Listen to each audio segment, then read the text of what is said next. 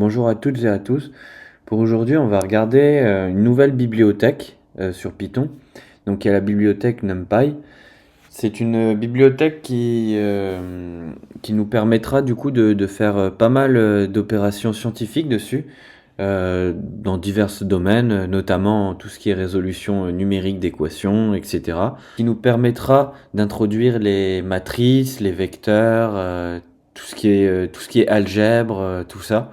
Donc c'est vraiment une bibliothèque hyper connue et hyper puissante dans Python. Elle se combine bien avec du coup SciPy, qui est une bibliothèque scientifique du coup de Python, et Matplotlib, qui nous permettra du coup de voir ce qu'on fait, de tracer des fonctions, enfin des graphes de façon générale, qu'on verra par la suite. Mais dans un premier temps, on va regarder comment on utilise cette bibliothèque. Donc c'est très simple, on commence déjà par l'appeler comme ceci. Donc import numpy as np. Donc du coup là je vais lui donner un alias, parce que si je lui donnais pas ça, j'importais juste comme ça. À chaque fois que je devrais utiliser une méthode de numpy, je devrais tout simplement écrire numpy. Par exemple linspace, etc., etc.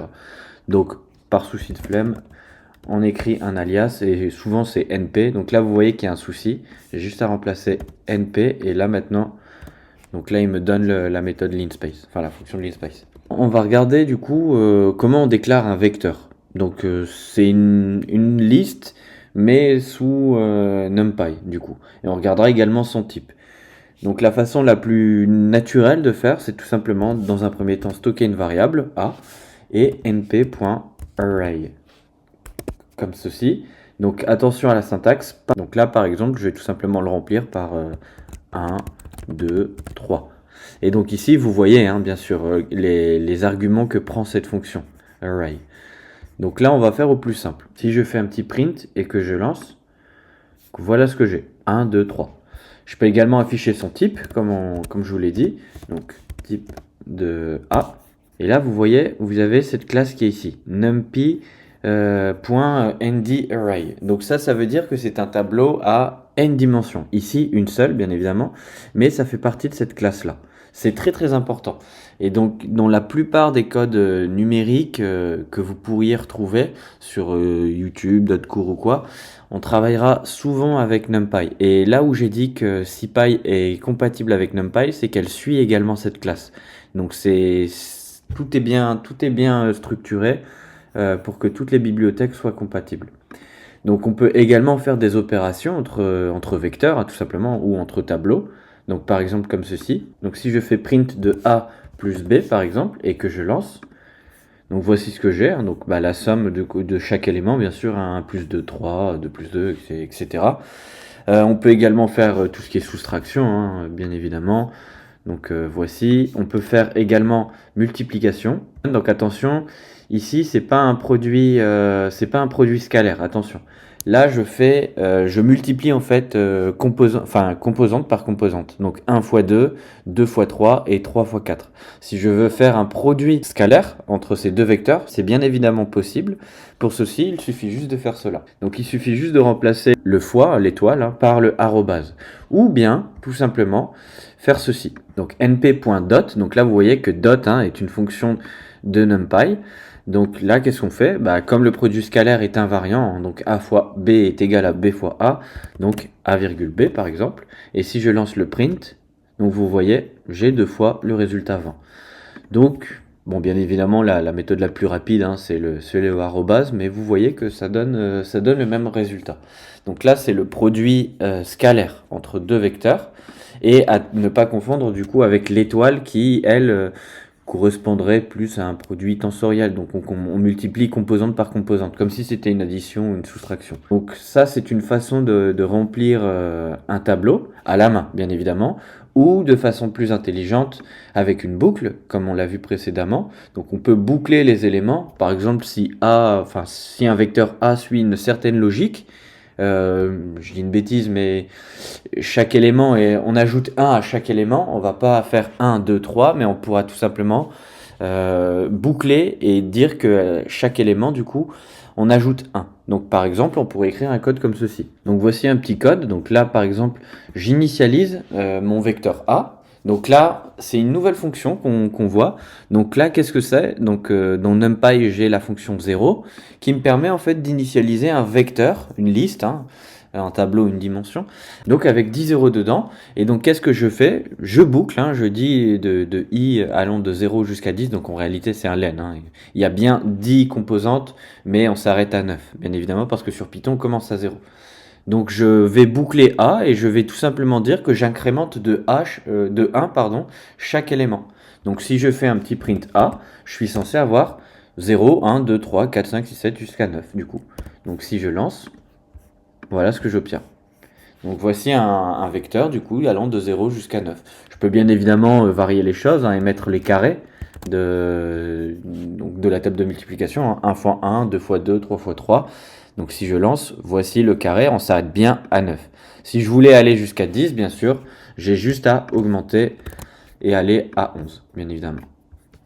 Donc comme ceci. Et là, par exemple, j'ai les carrés de ma table des tables de multiplication jusqu'à 10, par exemple. Imaginons par exemple que j'ai envie de créer un axe. Donc un axe commençant de 0 par exemple jusqu'à 1.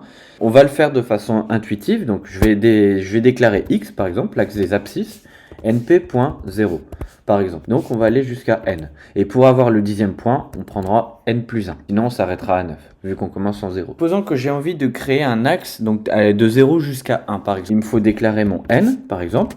Et disons que j'ai envie de couper mon intervalle de 0 à 1 10 fois. Donc je vais faire n égale 10 par exemple. Je vais déclarer du coup mon vecteur x, donc l'axe des abscisses par exemple. Il faut que je crée un pas. Donc il faut que je mesure le pas entre chaque subdivision. Donc je sais que je commence de 0 et je m'arrête à 1 et je divise 10 fois. Et là, pour définir mon pas, donc mon delta x tout simplement, hein, comme ceci, j'ai tout simplement à écrire b moins a, donc sous la parenthèse, divisé par n. Donc là, cette commande-là, qu'est-ce qu'elle me dit?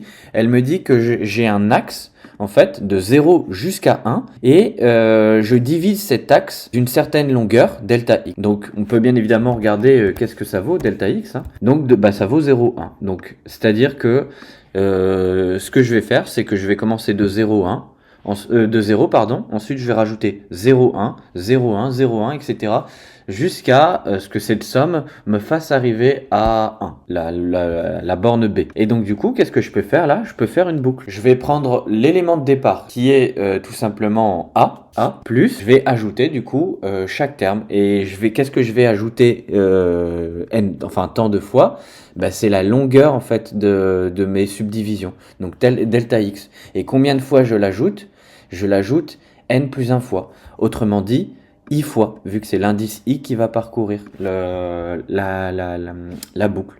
Donc, i fois dx. Et donc voilà, j'ai 0, 0 plus 0,1, bah 0,1, 0,1 plus 0,1, 0,2, etc., etc., jusqu'à arriver à la valeur 1. Maintenant, vous avez vu tout ce qu'il faut déclarer pour construire ce vecteur. Donc ce vecteur est juste, hein, je voulais quelque chose d'allant de 0 à 1, je l'ai avec ma subdivision de 10. Maintenant on peut faire quelque chose d'encore plus rapide. Et c'est là où la bibliothèque NumPy est super. Et pour ce faire, on va déclarer un vecteur y, c'est la fonction np.linspace. Donc linspace, qu'est-ce que ça prend comme argument?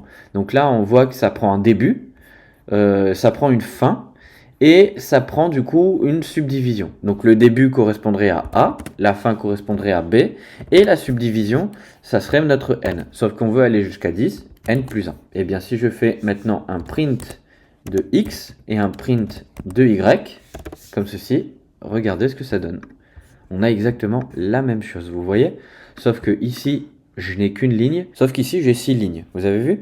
Donc c'est quelque chose qui est vraiment optimisé pour un maillage constant, à pas constant, et quelque chose que je vous suggère d'utiliser, vraiment. Notre delta y, qu'on va appeler y du coup, eh bien c'est tout simplement, si vous regardez vite fait, vous avez vu, ça c'est y. Peu importe, de toute façon, c'est la même chose, y, x, peu importe. Mais on va regarder celui-là, vu que c'est y que je print. Eh bien, j'ai envie d'avoir mon pas. Or, j'ai dit que c'était à pas constant. C'est-à-dire que si je fais la différence entre l'élément d'après et l'élément d'avant, Je suis censé retrouver mon pas, et le pas est censé être constant. Donc, je peux par exemple prendre cette valeur-là, et celle-ci, la soustraire à celle-ci, et j'aurai la valeur de mon pas. Tout comme je peux prendre cette valeur-là, la soustraire à celle-là, enfin plutôt, cette valeur-là et la soustraire à celle-là, et celle-là soustraire à celle-là, évidemment. J'aurai toujours ce 0,1 qui est ici. Donc j'ai tout simplement besoin de faire ça. Y1, donc c'est-à-dire cet élément qui est ici, par exemple, moins Y0, donc par exemple celle-là. Et si j'affiche mon delta Y et le delta X, j'ai la même chose, 0,1, 0,1. Et donc là, on a accès à notre delta X. Mais encore une fois, le delta X, il a fallu déclarer 3 lignes pour l'avoir. Enfin, 2 lignes précédentes pour avoir le delta X. Tandis qu'ici, je le récupère directement avec le linspace. Donc ça, c'était à peu près ce que je voulais vous montrer dans les vecteurs. Bien évidemment, vous avez d'autres façons de calculer, d'introduire un autre vecteur. Imaginons vous voulez des vecteurs que de 1. Voilà, vous allez avoir un vecteur avec que des 1. Bien sûr, le 0, je ne voulais pas lancer, mais c'est la même chose. Hein. Vous allez avoir un vecteur qu'avec des 0. Vous avez vraiment plusieurs façons d'implémenter un vecteur. Et en réalité, pour la matrice, ça va être exactement la même chose. Pour une matrice, c'est tout simple. Donc, on va en déclarer une, comme on l'a fait, donc avec la fonction np.array. Là, je vais appeler vecteur pour que vous compreniez la différence. Donc, par exemple, le vecteur, on va le faire. Et maintenant, matrice, pour que vous voyez la syntaxe. Donc, np.array, parenthèse toujours, crochet toujours, mais encore crochet. Donc vous voyez qu'il y a parenthèse, parenthèse, ça c'est la même chose. Crochet principal, il est ici. Et ce qui diffère, c'est les sous-crochets qui sont là, qui correspondent aux lignes. Et les virgules vous font passer à la ligne. C'est-à-dire que généralement, vous allez voir des gens codés comme ceci. Et là, vous voyez votre matrice à peu près. C'est correct d'écrire comme ceci et c'est peut-être plus lisible de l'écrire comme ceci. Si je vous fais un print vecteur par exemple, hein, donc ça va vous afficher 1, 2, 3. Et si je vous fais un print de la matrice, voici votre matrice. 1, 2, 3, 4, 5, 6, 7, 8, 9. Donc vous voyez que vous avez le double crochet. Maintenant, qu'est-ce qui se passe si j'oublie de le mettre? On va regarder. Eh bien, vous avez une erreur, tout simplement. Donc, il faut bien évidemment pas oublier de le rajouter. Donc c'est comme ça qu'on déclare une matrice et ça c'est la syntaxe. Bien évidemment on peut faire des opérations, hein. Donc là si par exemple on prend une matrice de 2 par exemple avec une autre matrice de 2, si je veux faire leur somme tout simplement dans un premier temps A plus B, donc je lance, voilà, hein, donc je vais sommer chaque élément, 1 plus 1, 2, 3, etc. Si je fais la soustraction encore, hein, tout ça, ça fonctionne. Donc là, comme c'est la même matrice, forcément, ça vous enverra une matrice. La multiplication, comme ceci, elle va également fonctionner, mais faites attention, je multiplie élément par élément. Donc A fois 1, 3 fois 3, 2 fois 2, donc, et 4 fois 4. Maintenant, si je veux, donc ça c'est un produit tensoriel. Maintenant, si je veux le produit matriciel, donc avec le arrobase, voici du coup le produit matriciel. Donc vous pouvez faire pause. Hein. Et l'autre façon de le faire, comme on avait vu, c'est le np.dot de a, b.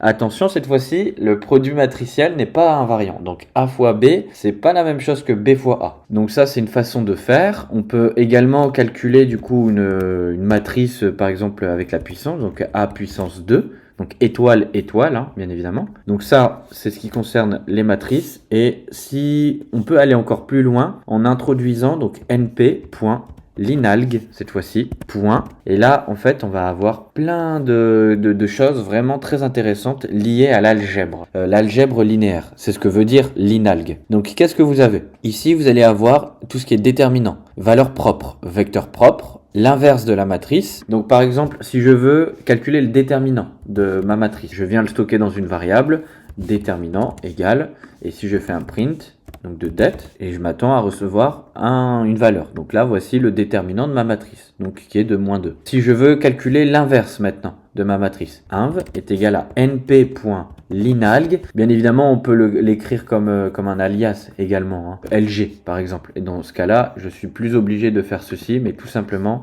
LG. Et donc là, vous voyez, j'ai tous les trucs qui sont ici. Donc inv A par exemple. Donc là, je vais faire un print également. Et voici ma matrice inverse. Donc vous pouvez l'appeler comme ceci directement, ou alors l'instruire comme un alias également et l'avoir plus rapidement comme ceci. Ensuite, pour déclarer une matrice, on a bien évidemment la matrice identité. Donc voici comment on l'introduit. Et à l'intérieur, donc là vous voyez qu'il n'y aura pas de crochet parce que np.i c'est directement lié à la matrice.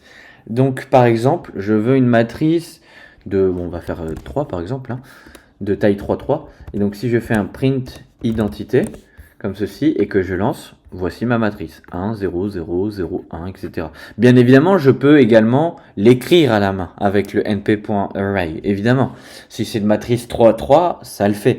Et supposez que maintenant c'est une matrice 100 par 100, c'est vrai que là ça commence à faire beaucoup. Donc du coup, c'est pour ça que ces petites fonctions sont vraiment très pratiques. Je peux également écrire la matrice 0, mais pour ceci, par contre, il faut faire attention. Je dois mettre un tuple, 100 par 100 par exemple, hein, comme ceci. Voici ma matrice, 100 par 100. J'ai bien sûr la matrice 1, donc once, comme ceci. Là, je vais avoir 1. Et c'est aussi utile, je peux également regarder le type et la shape aussi. Donc le type, ça vous donnera toujours la classe, hein, ND-Array, comme ceci. Je peux regarder également la shape, et ça c'est très très important. La shape, c'est quelque chose de très très important. Pourquoi ? Car ça vous permet de vérifier tous les calculs que vous pouvez faire. Si vous avez des erreurs de taille, je vais vous donner un exemple. Vous allez comprendre, mais avant tout, shape, comme ceci. Et là, vous récupérez également le tuple, en fait, tout simplement, que vous avez mis ici. Donc, supposons maintenant que je veux faire le produit matriciel, par exemple. Eh bien, si je lance, vous voyez que j'ai un problème. Parfois, bon là on le voit le problème où est-ce qu'il est et tout. Parfois, dans les erreurs, c'est pas évident de trouver le problème. Eh bien, le réflexe que vous devez avoir lorsque vous travaillez avec des tableaux, que ce soit 1D, 2D ou autre dimension, parce que bien sûr, vous pouvez avoir des tableaux en 3 dimensions, 4 dimensions, etc., etc. Eh bien, le réflexe que vous devez avoir, c'est celui-ci. Et là, vous voyez, il y a un souci ici. Donc là, du coup, je dois changer. Et là, maintenant, si je lance, j'ai plus d'erreur. J'ai plus cette erreur qui était au-dessus, ici. Donc là, voilà, il faut toujours prendre ce temps de vérifier la shape, parce que la plupart des erreurs, quand vous manipulez des tableaux avec NumPy, elles viennent de là. Il y a un élément en trop ou un élément en moins, etc. Et ça vous embête. Donc, on vérifie toujours la shape, ok, qui est un attribut, du coup, de A. Et enfin, on a vu, c'est déjà suffisant pour faire du numérique. Je vous ai montré vraiment les principales fonctions que vous devez connaître et savoir utiliser pour faire du numérique avec Python. Donc voilà, j'espère que cette vidéo vous aura plu. Si vous avez des questions, n'hésitez pas à me les poser en commentaire. Et sur ce, à la prochaine.